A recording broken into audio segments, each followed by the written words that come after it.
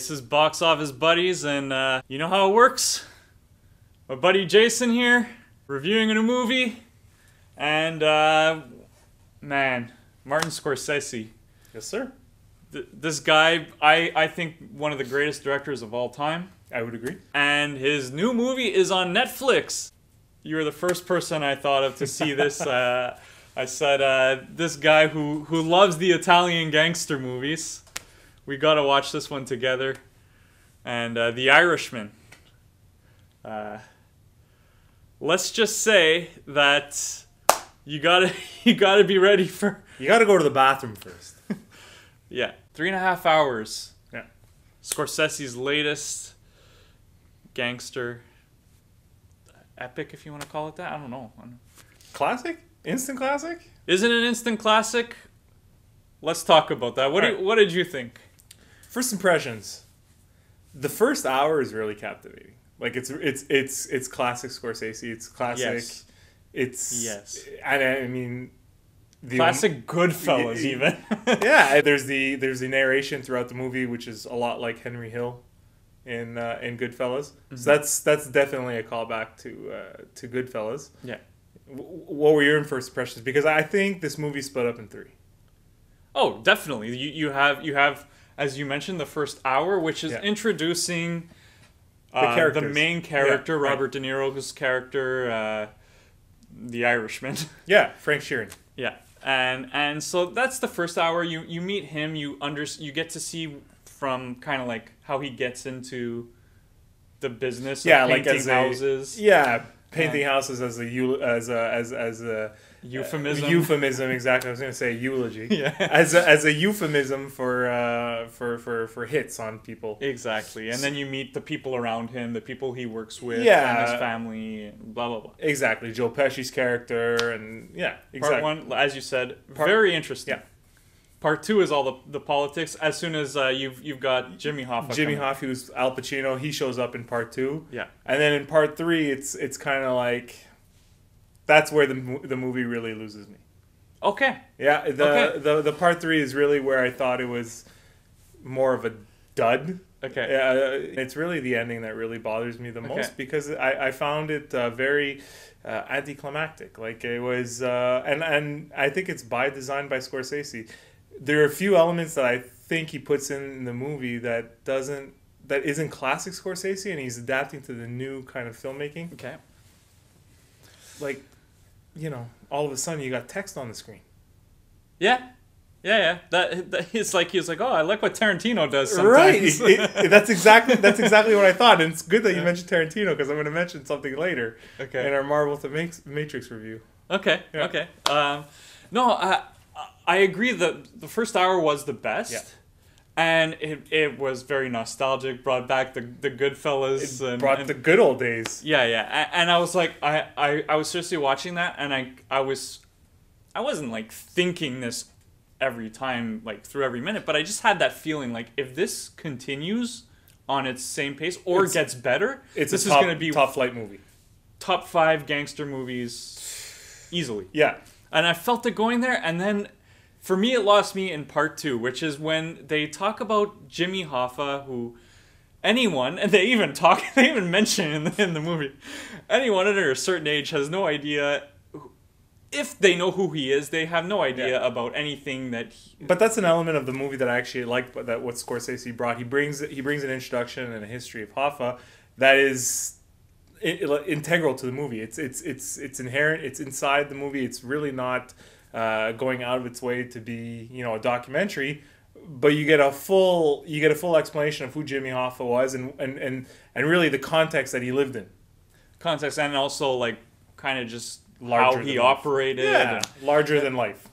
Sure. And I think that would have been good if he could have done that in 20 minutes. But to do that over an hour and a half. Yeah. And I wonder, because we might talk about part 3 a bit more, but I wonder if maybe you would have enjoyed part 3 more had part 2 not taken so long. Because you have you have the first hour, then you have the second hour and a half, and then you have the last hour. There's 3.5 hours. Right. And I think the last hour would have been a bit more interesting had you not had to sit through 2.5 hours already. First part was the best. Right. But then for me, 3 was better than the second part. And Scorsese made a 3.5 hour movie that's way too focused on politics from 50 years ago. Right. That no one under the age of 60 will care about. Right. And so I feel like if he had wanted to do that, he would have had to make it so much more compelling in another way. And even more interesting. Like you said, this happened decades ago. Like, who cares? Yeah. No, that's the thing. And I never get invested into the arguments. I don't understand either one of their points. It's redundant, and it's... maybe we're getting older. No, but that's the thing. Like, I feel like maybe people who are in their 70s are gonna be like, "Oh, this is so interesting to watch." Like, right.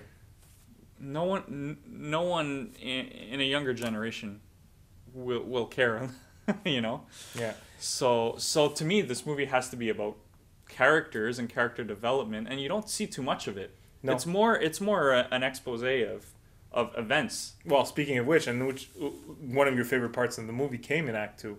It's during the procedural of you see Robert De Niro, Frank Sheeran, choosing how to perform a hit. Yeah. From the selection of the weapons, and yeah, I mean that was a good scene. That was the highlight of Act 2. Yeah. I mean, but that's the thing. I mean, as much as I can criticize this movie, there were some really memorable scenes. Oh, absolutely. There were little things here and there. I felt it reminded me of those kind of gangster movies where, yeah, the movie as a whole might not be super interesting, but I'll always remember these little parts from the movie. I agree. Little things that happen, and we were talking about A Bronx Tale, and like that scene with the opening of the car door. Like, I feel it has those things in this movie, so it has those memorable moments. I think it has good dialogue. Right. The acting, obviously. Look, let's go through the list of who's... Well, De Niro. See, I'm surprised that you like the acting as much, because to me, the winner in this is Joe Pesci. Joe Pesci is unbelievable in this. And again, I'm a little disappointed with Al Pacino. I mean, it's Al Pacino's Al Pacino. It's kind of disappointing.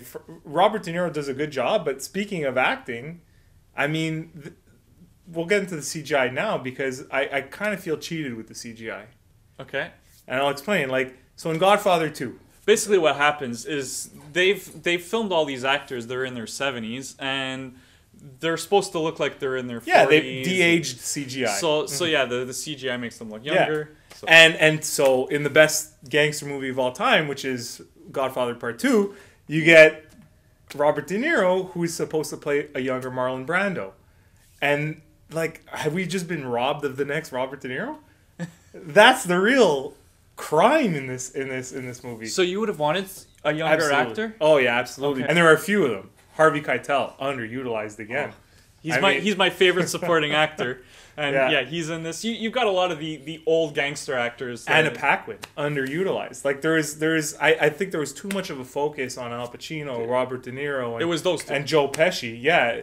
And then you have this whole cast, and it's kind of it's kind of Ray wasted. Romano. Ray Romano was great. Yeah, it's true. Faster Maniscalco. Yeah. So no, you definitely had a great supporting cast, and I thought it was well acted.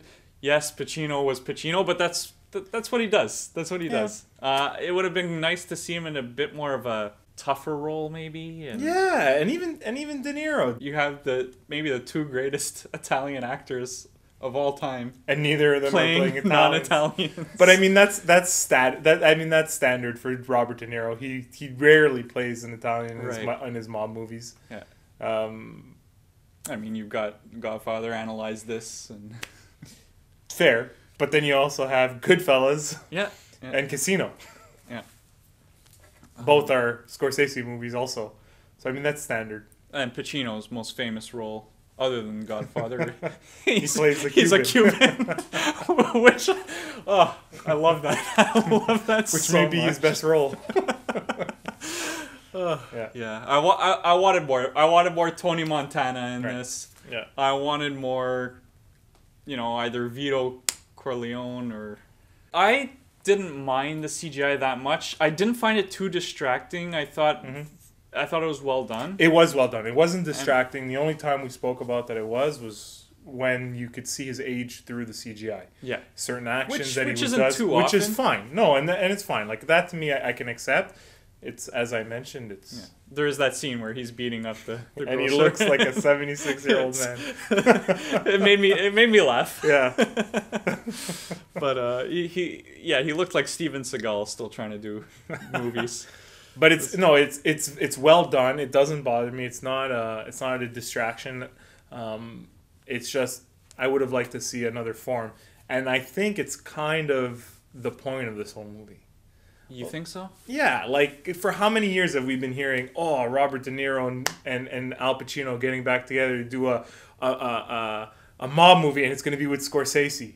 Oh, I know. It's been I think it's been a decade of my life that we've been hearing this, and I kind of got the impression that Scorsese is doing this to shut us all up, but it's also the last time. Like it's not going to happen again. Like, And I don't think anyone wants it again. That's and that's the thing. Maybe. Right. Yeah. Like, would you be surprised if Scorsese never does another mob movie? Oh, I'm sure it's his last one. I think so too. I'm what sure about De it's his last Niro? one. And so I think, in that sense, it was a homage to all of them. It was, Yeah. and it's too bad Swan because song, but right. I would have wanted I would have wanted a motor mouth Joe Pesci if that was the case. Yeah. Joe Pesci and Joe Goodfellas. Pesci, yeah. Is It's one of the not- greatest roles ever. And it's not in this, but he's You're still waiting excellent. for it. I was Yeah. waiting for. I'm waiting for Joe Pesci to snap. I'm waiting for it, and he never. That's snaps. such a good point too, because so how many times do you see like Robert De Niro's character or Al Pacino's character or even Joe Pesci, and you're thinking back to previous roles and you're that's just the thing. expecting them to, and it's part of this movie, like whether you want it or not, it is. You part can't of, escape it. It's part Anyone of the movie. who. Yeah. For sure. And so for that reason, I was disappointed. I agree. And even we were watching this with your wife. Yeah. And she left after about 2 hours. She didn't make it through. She didn't make it through. And she even said, "Yeah, I wasn't expecting this." And I said, "Yeah, you were expecting a little more gangsterism, Action, right?" Yeah. And that's, you watch a mob movie, that's what you want. You want the gangsters. And mob movies, Right. especially the Italian mob movie, it's about family. It's about, your crew and the loyalty. And Right. you don't really get that in this. And it's probably to the criticism that Martin Scorsese's been getting in the past, where like in The Wolf of Wall Street, he loves to kind of idealize criminals, and in this, to me, you don't get that. You can watch this and be like, I never want to be a criminal. If this is what it's going to be like, if I have to be careful to turn my key and and think like.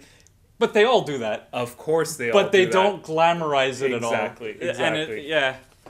And unfortunately, I think that was what was part of the appeal with mob course. movies in the past, Of is that it was a fantasy.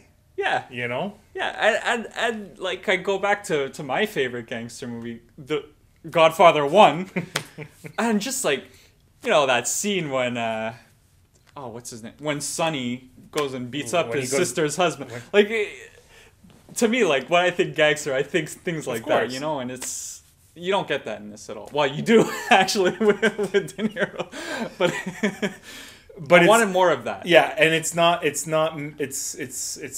meant to feel good as you're watching it, I think, in this movie, whereas in previous movies it is. Yeah. At the end of the day, this is not a bad movie. I would say if you're a fan of Scorsese, if you're a fan of mob movies, check it out. Yeah. But you're not going to... I think you're going to be disappointed, at least emotionally, the way I was. It's like when we spoke about it before. Do you think you'll rewatch this movie? It'll have to be a few more years before you revisit it, I think. Yeah, for sure. I don't see myself rewatching this movie anytime soon, that's for sure. That being said, it has its moments. No, absolutely. And I could maybe see myself, let's say it's 15 years down the line, I rewatch it. Yeah. I could see myself looking forward to certain things or seeing certain things and be like, oh yeah, that. That was better than I. Absolutely. I'm gonna give. I think I might give this more credit than I'm giving it now. We'll see. I know the critics right now are favorable. Yeah. A lot of people really love this, but it's recency bias. I mean, let's give it a chance to digest. Yeah. Speaking of recency bias, though, one thing I really liked was how current it was for the big offense to happen with the "you people." Oh, what do you mean, you people? I'm not sure Don Cherry's up to current affairs, Canadian current affairs. People in who follow Canadian news, I'm sure, really enjoyed how much that was played up. The whole story was irrelevant to me personally. I think it'll be irrelevant to most people. And well, so I mean, we spoke about top threes or whatever. Where does this one fall in terms of mob movies? And then we'll do Scorsese. In terms of mob movies, I think it might end up in my top 10, but that would be me being generous. It's definitely not top 5. Yeah, that's it. I would probably agree with that. Actually, I most definitely agree with that already. But what about Scorsese movies? Look, I already mentioned Raging Bull, Taxi Driver, Goodfellas, Departed, which is also one of my favorite movies ever. Wolf of Wall Street. Cape Fear. I mean, the list goes on. Shutter Island. I don't know if it makes my top 10. Gangs of New York.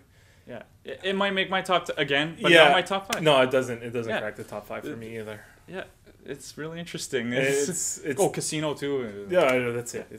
There's too many. There's too many to name, and I just don't think it's funny because if another director would have done this movie, I'm not even sure it would be as critically acclaimed. Is it because it is Scorsese that's making this movie, and it's kind of an homage even to his works? Well, I mean, this had trouble getting picked up by studio. That's true. It went to Netflix. That's true. Even a Scorsese movie having that much trouble getting picked up, I think is an indication of like, I think studios first of all were like, wait, is this correct? Like 3 hours 30 minutes? Is this number right? Yeah. So, I don't think this movie would have been made if it hadn't been attached to Scorsese. I think, or another established. And I think that's the point. And it's I mean, like I said, I've been teasing this Marvel The Matrix rating. I'm really happy with this, that we had a couple extra hours to think about it, because I think I got a good one. Well, why don't we do it? Yeah, sure. Skill and Marvel and Matrix. Marvel, the hot garbage that it is. And Matrix. Oh, Marvel, The Matrix. Yeah. Where does this land? Once Upon a Time in Hollywood. Okay. To me, it's the way Once Upon a Time in Hollywood kind of homaged all of Quentin Tarantino's work. And we mentioned Quentin Tarantino before. Yeah. This is the same thing. It's homaging his own previous work for Martin Scorsese, and I think that's a good comparison. I can see why you say it, too, because when I was thinking about this movie, I thought a lot about Once Upon a Time in Hollywood, which I only saw like 6 months ago, so it's there in my mind. And I was thinking the same thing. I'm like this one, that was way too long, and it focused on something that most of us... Who cares? Yeah, most of us don't even... And wasted potential. You get top-notch actors on screen. Yeah. And you don't exploit them for what they can do. But also still a pretty good movie with amazing moments. Right. And yeah, the Bruce Lee scene with. But that's what I think of for sure. That's the best one. Yeah. I'm thinking of another movie. Okay. Where it just was a political story that was told that no one really knows about now, and it just drags on and doesn't really get me anywhere as someone who did not live in that period of time, which is Chappaquiddick. Okay, yeah. It involves the like a scandal with the Kennedys. When I say that, that could be interesting, but no, it's just too much like, hey, remember this, guys? No, we don't. You know, and it's a good tie-in because the Kennedys are featured in this movie quite a bit, actually. Yeah, they play a role. And, right. Yeah. So that's how I feel. Not a bad movie. No, not a bad movie. Would I watch it again? Not anytime soon. I'd rather watch any of the Godfathers, and that includes Part 3, which I still think is better than this. Well, I like Godfather 3, so yeah. Anyway. Yeah. Thanks for checking it out. Yeah, my pleasure. For putting half a day of your time into this thing. Yeah. My pleasure. I'm going to have to bill you. And thanks for watching. Subscribe to the channel. You'll see more of these reviews. Yeah, hit that like button. And like, subscribe, and comment. Leave some comments. I want to know what your top 5 gangster movies would be. I'm curious because we were talking about this, and it's a fun conversation. It's a fun conversation to have, and also top 5 Scorsese movies. I mean, that's highly debatable as well. A lot of people don't like Wolf of Wall Street, and I think it's fantastic. Yeah, would I put it top 5? I don't know, but it could be. Thanks for watching. Be seeing you soon, and take care.